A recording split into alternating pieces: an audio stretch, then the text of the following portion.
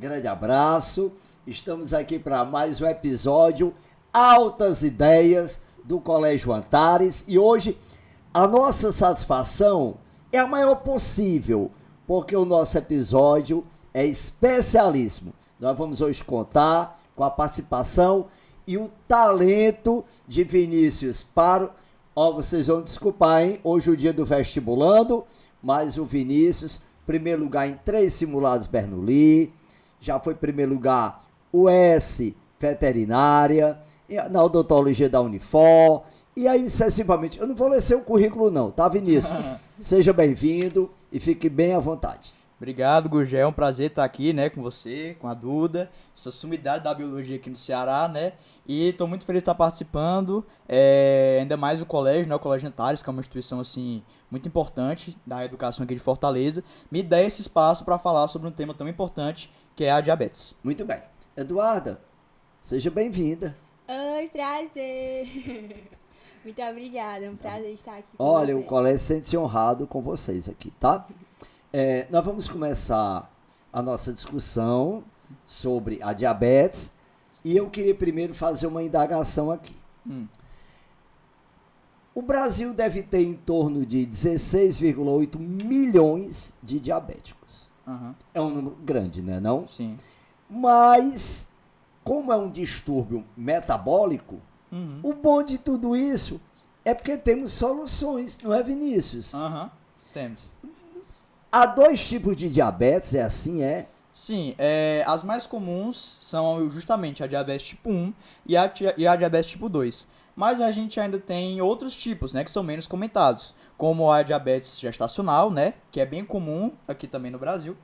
E a gente ainda tem a diabetes tipo 3, que alguns médicos deram essa nomenclatura, né, que ela relaciona os efeitos do mal de Alzheimer ao aumento da glicemia no sangue. Então a gente também tem esse tipo de diabetes também. Se fôssemos classificar o seu tipo, classificaríamos em qual tipo? Tipo 1. O tipo 1. Isso. O tipo 1 não é o mais comum. Não. Não, né? Você sabe dizer o percentual de pessoas com o diabetes tipo 1? Olha, percentual exato eu não sei. Mas o que eu posso dizer é o seguinte, posso dizer com firmeza. A maioria das pessoas diabéticas do Brasil são diabéticos tipo 2, a grande maioria, certo? Porque questão de obesidade, questão de idade também. E a diabetes tipo 1, ela dá mais em crianças, né, em jovens. É uma doença autoimune. Então, é bem mais comum, né, você ter um parente diabético na família, uma avó diabética, um tio diabético. É muito mais provável que seja diabético tipo 2 mesmo. Tá. Eu vou dar uma definição aqui. E aí a gente vai pedir a opinião aqui da Eduarda, tá? Certo. Olha se eu estou correto. O diabetes tipo 1, a pessoa no decurso da vida, ela perde a capacidade de produzir insulina ou a não produz de maneira suficiente. Isso. Não é isto? Então ele vai ficar dependente de insulina. Exato. Não vai? Vai. Então eu poderia dizer assim, que o diabetes tipo 1 é um tipo denominado insulino dependente. Exato. Eduarda, você quando olha assim para o Vinícius, dá para perceber algum sintoma que seja comprometedor no diabetes dele? Assim, o Vinícius, quando ele tá em casos, em episódios de hipoglicemia e hiperglicemia, existem sim alguns sintomas, alguns sinais que eu consigo perceber nele. Por exemplo, o Vinícius, quando ele está com a hiperglicemia, eu percebo que ele vai muito ao banheiro, ele sente muita sede e dor de cabeça também, ele fala que sente. Então eu percebo. Outra coisa também, agora quando o Vinícius está com hipoglicemia, quando o nível dele está abaixo de açúcar, ele fica com um nível de irritabilidade um pouco maior. Ele fica, muitas vezes, se está muito baixa, ele perde a consciência, a noção. Ele muitas vezes não sabe onde ele está. Ele acorda. Por exemplo, ele acorda em jejum. Muitas vezes, com hipoglicemia, ele não sabe onde ele está. Enfim, são alguns sinais que a gente percebe. Tá. Então, Vinícius e Eduardo, eu vou sugerir aqui um número. Eu posso dizer que um ser vivo, ele é um sistema químico. Não é? altamente complexo e bem organizado, digamos assim. Então nós temos uma homeostase, nós temos um equilíbrio dinâmico. Sim. Não é? Então, assim como nós temos uma quantidade ideal de cálcio, magnésio, de uma dada proteína, de um dado carboidrato, de lipídio, no caso da glicose. Se eu disser assim, normoglicemia, a Eduarda falou muito bem de hiperglicemia, de hipoglicemia. Então, se eu disser assim, 90 miligramas para cada 100 ml de sangue, se refere a uma normoglicemia, é um teor de glicose normal. Isso. Não é? Isso. Aumentou muito, é uma hiperglicemia. A Eduarda falou assim, Vinícius, a micção, o ato da urina, é mais constante. Porque se você tem excesso de glicose no sangue, você vai eliminar esse Tem que excesso. liberar. Isso. Né? Então a diurese ela vai ser aumentada, não é? Justamente. Muito bem. Então me diga uma coisa. Você vai eliminar para quê? Para manter uma constância, não é não? Justamente. Não é verdade? Muito bem. Então, automaticamente, se a micção aumenta, então O consumo de a água sede Também aumenta. também aumenta, né? Para você poder controlar, no caso, o teor de água.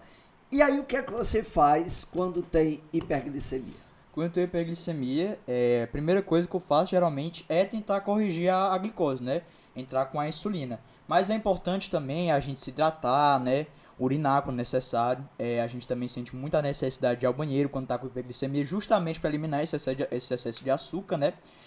E, por exemplo, evitar exercício físico, né? Porque se a pessoa depende, por exemplo, eu faço uso da bomba de insulina. E para fazer o exercício físico, na maioria das vezes, a gente tem que tirar. Então, se você vai fazer o exercício físico e interrompe essa dose de insulina, o seu organismo não tem como abaixar essa glicose, né? Então, se você faz o uso da bomba de insulina, você tem que ficar com ela, né? Em caso de hiperglicemia. E o que eu já falei, entrar com a correção logo para tentar baixar a glicemia, beber bastante água, ir ao banheiro quando necessário. Muito bem. Eu vou fazer uma colocação aqui importante. Qual é o papel da insulina? Ora, ela vai aumentar a permeabilidade das células à glicose. Não é isto?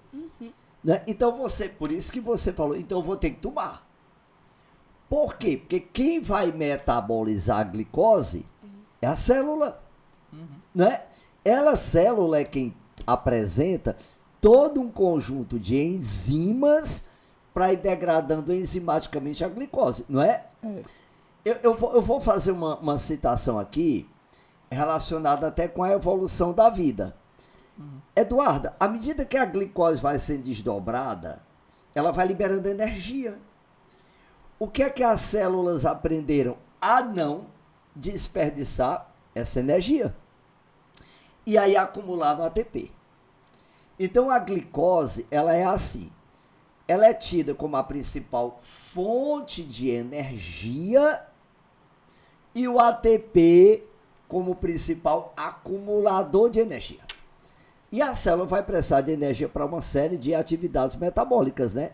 A síntese proteica, o transporte do impulso nervoso, a contração muscular, divisão celular e aí sucessivamente.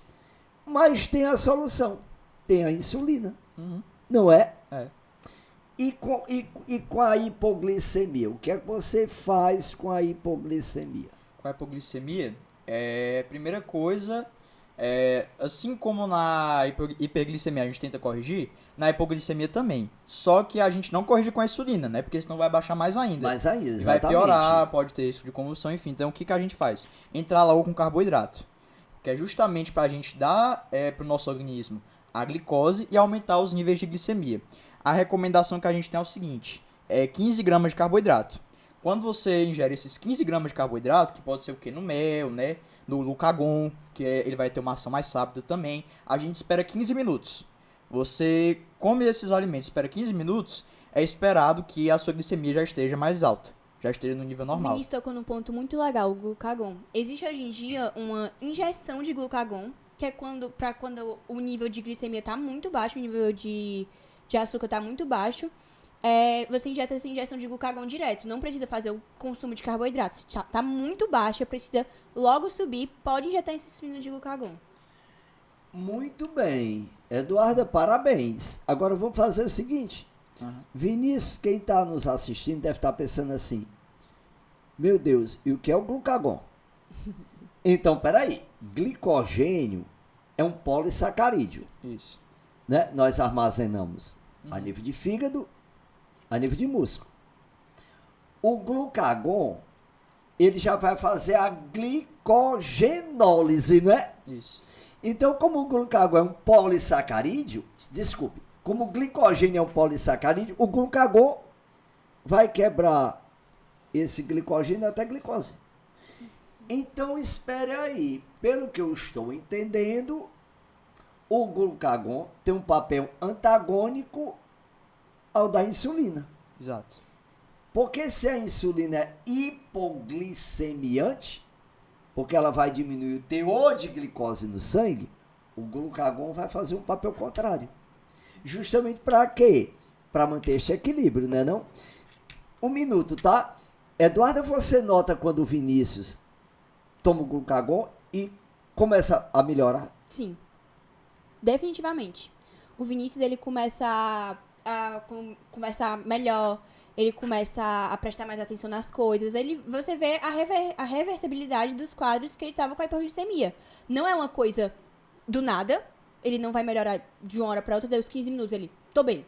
Não, vai gradativamente. É porque durante vai ter um os 15 tempo para o minutos, sangue transportar esta glicose, não ela ser reconhecida, justamente, não é, o organismo não vai fazer isso, pá, vai ter o processo. Então, eu percebo sim, e é bem perceptível. Um detalhe que eu estou pensando aqui, sabe, Vinícius? A membrana plasmática de célula, é interessante que ela selecione o que deve penetrar no meio intracelular. Não é, Eduarda? A glicose tem um parceiro, proteína, para fazer a difusão facilitada. Né? Porque, inclusive, a membrana plasmática facilita, como a própria palavra indica, a absorção da glicose para ela poder ser metabolizada. Como ela vai fornecer energia, Sim. então o mecanismo de transmissão do impulso nervoso já vai fazer com que ele, né, Eduarda, preste mais atenção, vá tendo mais consciência. Por isso que é importante o cérebro ser bem vascularizado. Não é? Para quê? Para que muita glicose chegue aos neurônios que são muito dependentes de glicose. Não é verdade? Né? Muito bem. Mas você tem um controle destes 15 gramas? Esses 15 gramas, é importante que a gente tenha, sim. É lógico que, por exemplo, numa situação que você está sozinho, você já está um pouquinho desorientado, pode acontecer de você ingerir um pouco mais, né? E, consequentemente, a sua glicemia ela pode subir mais rapidamente também. Mas o ideal é que sim, a gente tenha esse controle, é importante que a gente tenha, até para a glicemia não subir demais, a gente tem um quadro de hiperglicemia logo em seguida, que é o que muitas vezes acontece. A pessoa ela tem hipoglicemia, aí vamos supor, a glicemia está em 50. É uma glicemia que a gente já considera bastante baixa. Então ela come, né, ela ingere glicose excessivamente como se não tivesse amanhã, para essa glicemia ela subir logo. Só que você espera o que? Umas meia hora, essa glicemia já pode estar em 200, 230, né, 250. Então é muito bom, é muito importante que a gente tenha esse controle dos 15 gramas de carboidrato. E eu geralmente faço, né, na medida do possível. Pronto, o Vinícius ele ingere, acho que tem aqui dentro, né, Vinícius? 3 sachêzinhos desse mel aqui, ó. Geralmente quando ele tá com hipoglicemia. Ele tomava como era o nome? O glucagon. O glucagon. Em sachê, mas hoje em dia ele toma esse melzinho aqui de sachê. 3 desses, né? Isso. Que cada um corresponde, é como se tivesse 5 gramas de carboidrato. Então você toma 3 e o esperado é que sua glicemia já suba rapidamente. Olha, o DNA humano, ele é programado para que a gente possa viver 130 anos. eu poderia dizer que o diabetes mellitus, e aí antes de continuar o discurso, deixa eu fazer uma derivação da palavra. Diabetes já vem de urina abundante. Sério? Sério. E o mellitus vem de mel. Daí, diabetes mellitus, né? Então, assim, se o nosso DNA está programado para a gente viver todo esse tempo, e a glicose está diretamente relacionada com o metabolismo, o diabetes hoje, se você tiver seu controle, esse cuidado que você tem, você vai viver seus 130 anos. Normalmente. Não é isso? Isso. E um detalhe, eu queria citar aqui, tá, Vinícius? Olha, a insulina é uma proteína. Então há uma relação entre a proteína e o DNA. É só lembrarmos do dogma da biologia, não é? O DNA se replica, mas a informação genética é copiada por um RNA e ela é traduzida em uma proteína. Ok? Eu já vi casos de polialelia para o diabetes. O gene B5, B16, B18, C3, DR3, DR4. Genes para o diabetes. Então, uma polialelia. Então, tem uma questão genética, né? Mas, como a gente está vendo, tem um controle, tá pronto. É só você se policiar e viver normalmente. A prova é tanta que o diabetes não comprometeu em nada o seu nicho ecológico, o seu comportamento, né? O Eduardo, parece que existe até uma relação entre diabetes e ser primeiro lugar em vários simulados, o S, uniforme, parece que tem esta relação, né? Muito bem. Mas assim, Vinícius, aí você, digamos que você queira ter um controle, se você disser assim, meu Deus, quanto eu precisaria de glicose? Tem algum aparelho que você pudesse ter uma noção exata de quanto de glicose você precisa? Sim. Pode pegar, por favor, Duda. Então, eu vou mostrar aqui um medidor de glicose, certo? Que exatamente ele mostra pra gente esse nível mais exato de glicose no sangue. Vou mostrar aqui dois, certo? Tá. Esse medidor de glicose tem uma denominação? Existe um glicosímetro, não existe, né? É o que a gente chama de glicosímetro, também é um medidor de glicose. As duas nomenclaturas estão corretas. São válidas, né? Isso. Então, o primeiro que a gente tem aqui é o glicosímetro comum. É o método tradicional, o primeiro que foi inventado. Esse daqui ele é da marca Accu-Chek, que é justamente a referência de glicosímetros, né, pelo menos aqui no Brasil. Então, como que a gente faz? Como que a gente procede? A gente tem as fitas, certo? Sim. De glicemia. A gente insere essa fita aqui dentro do aparelho. Certo. Essa daqui, nesse caso, não é... Ela não está compatível ao aparelho, né? Mas dá para demonstrar direitinho. Aí o que a gente faz? A gente higieniza a mão, certo? E a gente usa isso aqui, que a gente chama de lanceta. Que é só para furar o dedo. Para perfurar, exatamente. Furou o dedo. A gente coloca o sangue nessa região verde. Ou, se você tiver outro tipo de fita, coloca na região indicada. Espera uns segundinhos. A glicose ela já vai aparecer aqui. Agora, o que acontece? Como é uma coisa, assim, mecânica, né? A questão do aparelho. Por exemplo, um glicosímetro pode apresentar uma glicemia de 120, outro de 123, o outro de 129. Eu já fiz esse experimento. Já medi a glicemia em 2 glicosímetros de uma vez e eles apresentaram, assim, uma diferença de 3 ou 4 unidades. Mas essa variação, fisiologicamente ou metabolicamente, ela pode ser tida como algo pequeno, não comprometedor, né? Exatamente, ele não compromete nada. O que eu tô querendo dizer justamente é isso. Pode apresentar essa variação, mas geralmente não muda nada.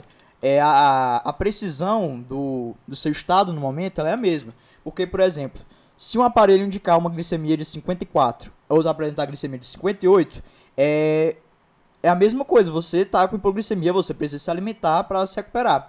Agora, por exemplo, uma pessoa está com uma glicemia de 70 e o outro aparelho dá uma glicemia de 65. também não muda muita coisa, porque mesmo que em um aparelho a gente esteja com hipoglicemia e outro não, porque a hipoglicemia, né, importante deixar claro, é quando a glicose está abaixo de 70, certo? Então, por exemplo, um aparelho dá 70 e outro dá 65, isso quer dizer que você tem que deixar de se alimentar para essa glicemia aumentar? Não, você tem que se alimentar do mesmo jeito. Então essa variação que os aparelhos apresentam, ela não muda na forma de como você deve agir diante da glicemia que ela foi apresentada. Certo? Perfeito, muito bem. Você nunca teve alergia à insulina? A insulina não. Eu posso fazer uma citação, assim, em termos bem de evolução e bem de tecnologia? Na engenharia genética, claro que o homem já identificou há algum tempo a enzima de restrição que vai clivar o gene da insulina e esse gene ser transladado para um plasmídio de uma bactéria. Então, por exemplo, aquela bactéria que vai produzir insulina humana, eu vou chamar isso de biotecnologia. Isso. Olha a natureza, como ela é bela e ela foi benevolente em muitos aspectos. O fato de a bactéria produzir a insulina com a mesma sequência de aminoácidos que o ser humano, isso nos sugere que o código genético, nesse aspecto, eu posso considerá-lo como universal, não é? Não é? Olha aí, ó. Outros animais, eu já vi fabricação de insulina através de porcos, né? de caprinos, mas há uma certa diferença na sequência de aminoácidos. A da bactéria não.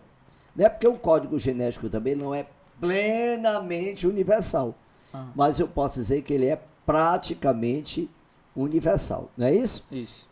Pronto, aquele código serve para todo e qualquer ser vivo. Então, nesse sentido, isso é muito interessante para o homem. Agora, deixa eu te fazer mais uma pergunta aqui. Quando é que você começou a perceber que tinha diabetes? É porque foi o seguinte, na verdade, eu tenho diabetes desde os 3 anos. Então eu não lembro muita coisa assim de como eu me sentia. Mas a minha mãe, meu pai, eles já me relataram, né? Obviamente, como é que foi. Segundo eles, eu apresentei muita sede, né? Apresentava muita sede. Eu urinava muito também. Lá na casa da minha avó, a gente tava brincando, né? Aí eu parava de brincar pra urinar constantemente. Eu emagreci muito também durante esse período. Tive um emagrecimento muito rápido. A minha avó, que ela já era diabética tipo 2, ela chegou, deu um toque na minha mãe: Patrícia, eu acho que o Vinícius tá diabético. Aí, não sei o que, é normal. Aí, no andar da carruagem, a gente descobriu que eu realmente era uma criança diabética. Eu posso contar um mito para você, para Eduardo e para quem está nos assistindo? Sim. O povo no sertão diz que após a micção, se você efetuar a micção em um local aberto, se aparecer formiga, pronto, você tem diabetes. Por que é um mito? Porque as pessoas também esquecem que este nível de glicose ele vai variar sempre. Não é? Após uma refeição farta, a nível daquele epitélio estratificado, aquele epitélio simples, com microvilosidades do intestino, a glicose é logo absorvida. E o que é que os rins vão fazer? Selecionar, filtrar o excesso para você poder eliminar. Para você poder equilibrar a sua glicemia. Porque, muito embora a glicose seja tida como a principal fonte de energia, mas uma célula, Eduardo, para metabolizar, ela também tem um limite dela.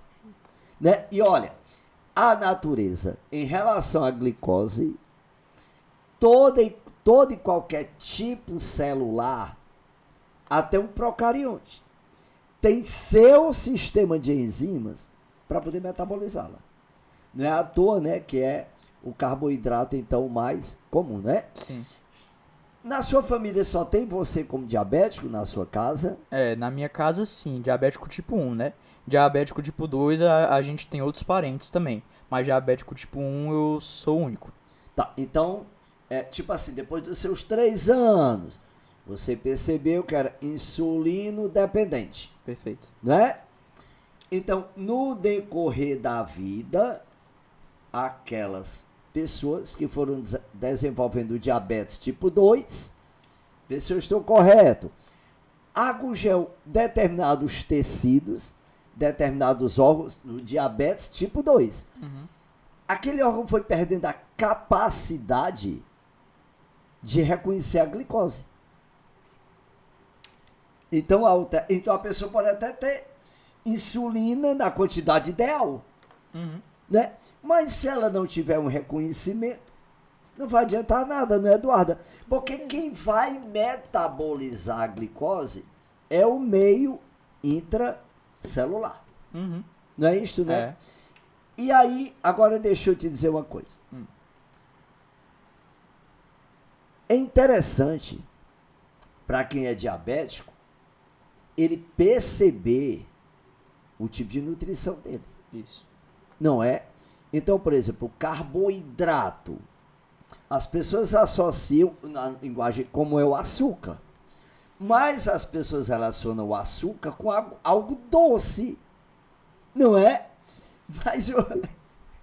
Mas o polissacarídeo, né? Tipo o amido da pizza, do pão carioquinha, não é? Da batata inglesa, né? Ali também é açúcar, não é não? Justamente, o Vinícius também, sempre antes que ele vai comer, ele sempre mede a quantidade de carboidratos que ele tá ingerindo em comidas normais, não necessariamente doces, porque igual você falou, não são apenas doces, né?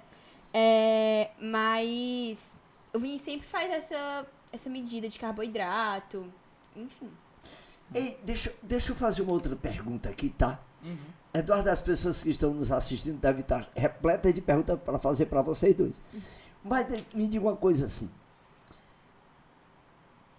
E naquele aniversário que tem aquela mesa, Vinícius, brigadeiro, casadinho, sanduíche, aquela mesa de doces. Você fica olhando para ela e os olhos brilhando? Brilha porque eu sei que eu vou comer, né? É só aplicar a insulina e tá tudo certo. Tem muita essas inconveniências, né? As pessoas chegam perguntando, mas você pode comer isso? Eu, com a mesma delicadeza que a pessoa pergunta pra mim, eu respondo, cara, meu diagnóstico é pra diabetes tipo 1, não é pra alergia a açúcar. Então eu posso comer. O que eu tenho que fazer é aplicar a insulina necessária, né? Que tá tudo certo. Agora, isso quer dizer que eu possa comer 300 gramas de açúcar, carboidrato? Não, porque isso né, isso já é absurdo. Também a necessidade de uma quantidade de insulina muito grande.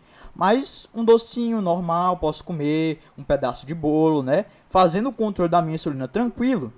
Eu já ouvi muito isso, as pessoas muito vêm perguntar a mim, porque muitas vezes que não tem coragem de perguntar pro Vinícius, a gente tá numa festa, Duda, o Vinícius pode comer isso, eu posso dar isso pra ele. Eu falo, gente, o Vinícius, ele não, igual ele fala, o Vinícius não tem alergia a açúcar, ele tem diabetes, ele pode comer e logo após aplicar a insulina. Então é uma ideia que a galera ainda tem muito enraizada na cabeça, que as pessoas diabéticas são totalmente privadas de ingerir doce, mas não são. Eles têm uma vida normal. Pessoas diabéticas têm uma vida normal. Eles podem ingerir o que eles quiserem. Claro, com controle e com a consciência. Muito bem. Algo importante em você é a questão do seu peso. Isso. Não é? Porque existe uma rota metabólica onde a partir da glicose ela é degradada enzimaticamente até ácido pirúvico. É a via glicolítica. Vem o ciclo de Krebs. A partir daí, as pessoas precisam perceber que há rotas metabólicas secundárias aonde a partir da glicose o indivíduo acaba produzindo lipídio, gordura, né? Da mesma maneira, a partir do lipídio, você pode voltar a originar a glicose, não é? Então, a questão do diabético que já apresenta uma certa obesidade, essa pessoa tem uma preocupação muito maior que você não tem. Sim. A questão de regular, né, a questão da massa corpórea, né? Uhum. E aí a questão de você ter a inteligência que você tem, o compromisso que você tem com a educação, que você está é de parabéns, e também o compromisso que você tem com o cuidado com a sua qualidade de vida. É muito interessante. Por quê? Porque tudo vai depender de glicose. Tudo vai depender de glicose. Eu falo assim porque uma célula, ela, quando a gente fala assim, Gugel, a vida, ela se caracteriza pelo metabolismo. Mas metabolismo normalmente requer muita energia. Sim. E a energia tem uma relação bem direta com a questão da glicose, não é isso? Sim. Então, o seu ânimo, o seu humor vai ter uma relação direta com isso. Porque você, para ter qualidade de vida, se sentir bem, o aspecto da saúde física, ele vai ser preponderante, não é assim? Uhum. Bom ponto que o senhor tocou, porque o Vinícius também, quando ele fica com hipoglicemia, uma das coisas é que ele fica com muita fraqueza, justamente por causa da energia, ele fica muito fraco. Ele, às vezes, não consegue se levantar da cama, ele realmente fica muito fraco. Mas ele tem, normalmente, pelo que eu já percebi, este cuidado, né? Isso. De andar. Então, para onde você vai levar seu equipamento. Isso, perfeito. Né? Para você estar sempre se policiando, não é assim? Isso. Você acha que, pelo decurso do tempo, tá, vai ser mais cômodo a utilização da insulina para o diabetes tipo 1? Deixa eu refazer a pergunta. Você aplica de maneira subcutânea a insulina? Não, na verdade, eu aplicava, né? Porque eu fazia uso da caneta de insulina. Tá. Agora eu sou usuário da bomba, né? Sim. Ela também entra de forma subcutânea. Mas eu não aplico diretamente em mim, não.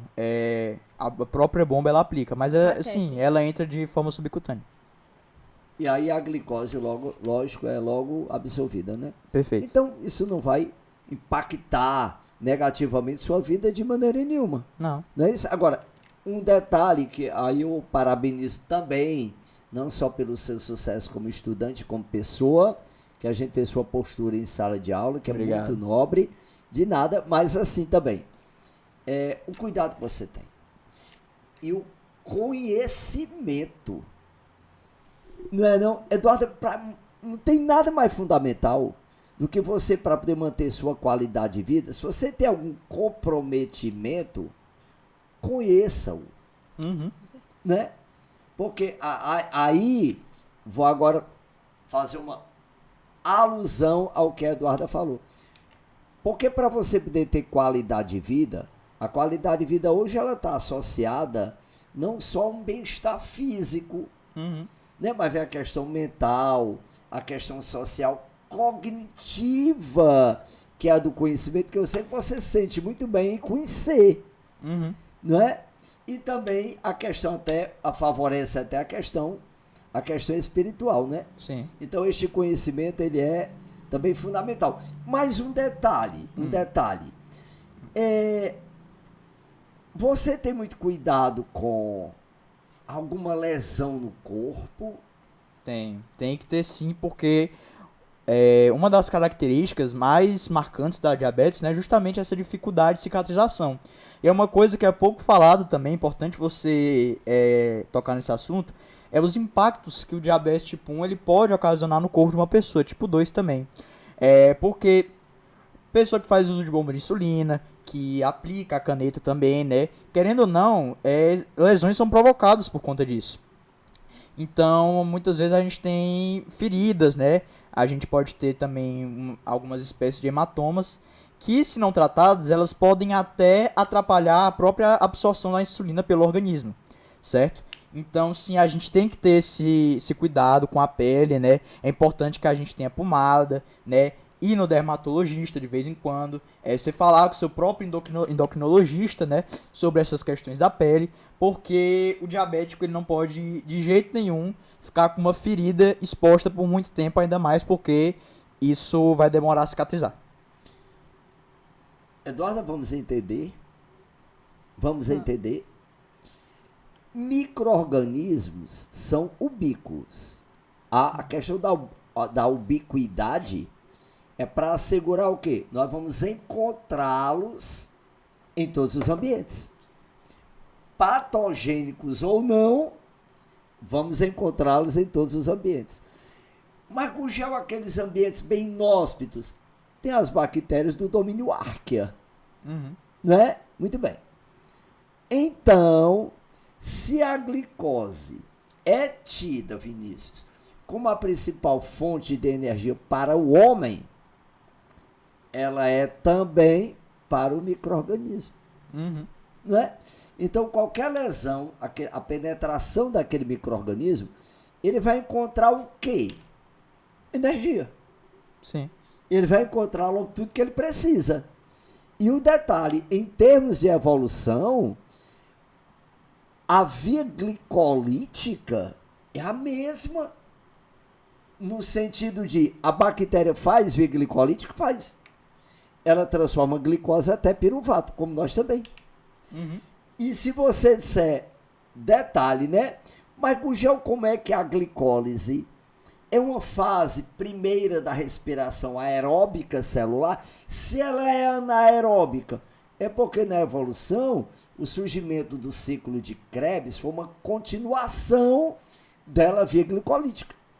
Então, a mesma coleção de enzimas que temos para metabolizarmos a glicose, a bactéria também tem. Então, eu lá na biologia, qualquer meio de cultura, normalmente é o quê? Não, é um meio glicosado. Né? É pra gente, é pro micro-organismo também. Então, você tem que se policiar também muito com a higiene do material que você usa, não é? Perfeito. Então, é fundamental você evitar a queda. Um detalhe também simples, mas importante. Você deve ter, então, muito cuidado também com as unhas, não é? Para cortar, porque principalmente aquele equipamento ele tem que passar por, depois de utilizar, passar por uma asepsia, né? Porque dos lugares do corpo do homem que você vai encontrar micro-organismos em todos eles.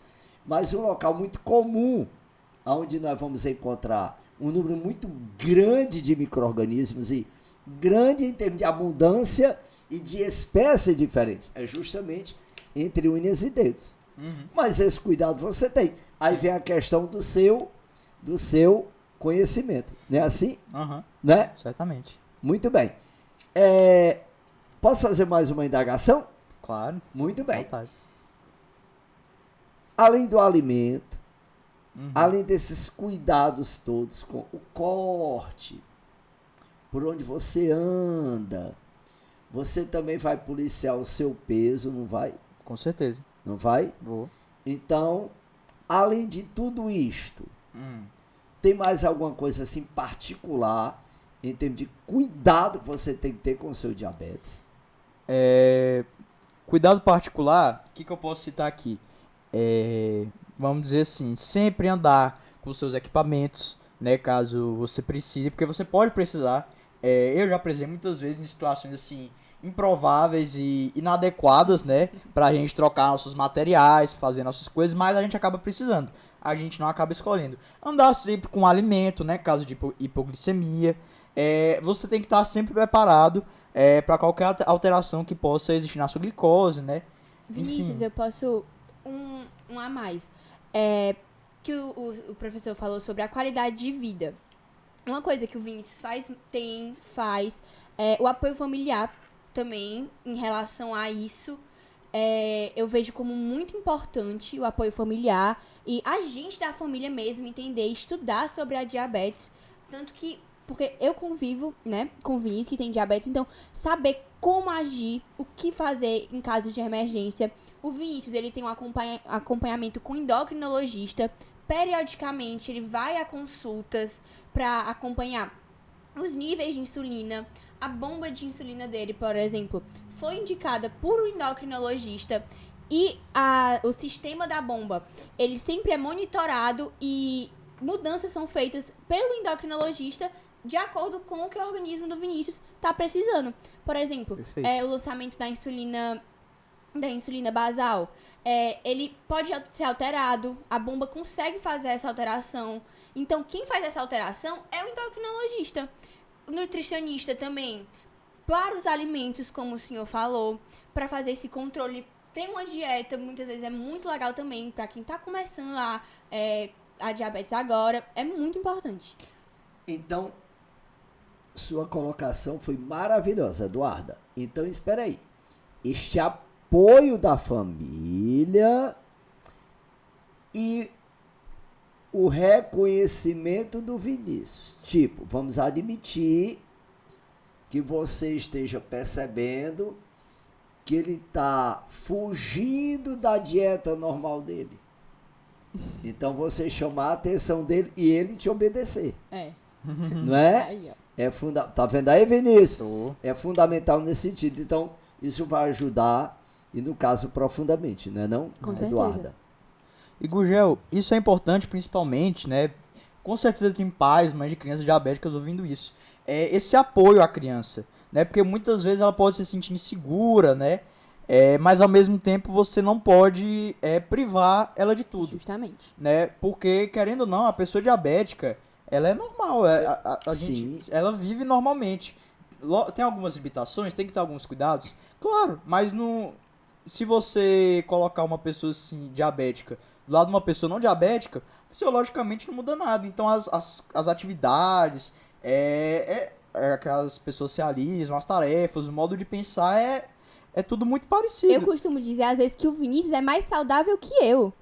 Porque eu vivo doente, o meu sistema imunológico às vezes altera muito. O Vinícius ficar doente é uma vez, assim, no ano, entendeu? Eduardo, então a preocupação que ele tem com o nível de glicose dele, que nós não temos, nesse caso, se o Darwin estivesse aqui, ele ia dizer, olha, a seleção natural está favorecendo ao Vinícius. Com certeza. Não é verdade, né? Não é verdade, porque as pessoas acabam se descuidando, porque queira ou não queira, o carboidrato, ele é muito atrativo. Sim. O sabor doce, ele é muito atrativo, não é? Eu vou lembrar uma coisa aqui da fisiologia. O órgão relacionado diretamente com a insulina é um pâncreas. Uhum. Então, as células beta do pâncreas têm o gene ativo para a síntese de insulina. Isso. Ok? Já as células alfa é para o glucagon. Perfeito. Né? Esse gene da insulina eu posso encontrar em qualquer célula do corpo. Mas ele só vai se expressar, Eduarda, nas células do pâncreas. Né? Tá bom? Isto é fundamental, inclusive, porque você vai dividindo funções. Sim. Não é assim, né? Você vai dividindo funções. Ok? Muito bem. Olha, eu estou muito contente, não só pelo seu sucesso em relação aos simulados, aos vestibulares, o da Eduarda também, Agradeço. mas pelo seu compromisso com a vida. E você, Vinícius, acaba representando uma lição de vida. Você é daquelas pessoas que são necessárias à vida. Por quê? Porque você tem, entre uma série de outras virtudes, o senso crítico. Então você está de parabéns. E a escola, eu aqui no nome do Antares, queria agradecer aqui a sua presença especialíssima e altamente esclarecedora. Eu que agradeço, né? Porque, como eu falei lá no começo do podcast, é importante, né, que os diabéticos eles tenham essa voz na sociedade, porque tem muitos estigmas, né, tem muitos preconceitos, como eu falei, a questão da inconveniência, né, a questão da desinformação também. Então é importante que sempre a gente tenha que esclarecer, né, para que no futuro próximo a questão da diabetes possa ser olhada com outros olhos, né? Outra percepção pela sociedade como um todo. Muito bem. Faça o seguinte, agradeça a Eduardo que ela faz por você também, viu? Por favor, né, Obrigado. Vinícius? Aham. Falta de educação, né, Eduarda, prazer tê-la aqui, Igualmente. viu? A escola se sente lisonjeada, também além do talento do Vinícius, também com todo o seu talento, toda a sua postura, também seu senso crítico, sua inteligência, o papel que você exerce na escola como um verdadeiro estudante. Eu que agradeço, justamente, igual o Vinícius falando também, a dar voz, né? A visibilidade da diabetes, que é muito importante, porque, enfim, igual o Vinícius disse, existem muitos tabus que as pessoas têm, preconceitos, e, igual o Vinícius falou, acho muito importante ser tudo bem esclarecido, porque, galerinha, as pessoas com diabetes são pessoas normais, elas vivem normalmente. Sim, sim. Pois vamos dar um abraço para todo mundo. Tchau, galera. Parabéns, galera. obrigado a Obrigado. vocês. Grande abraço, viu? Show. Muito bacana.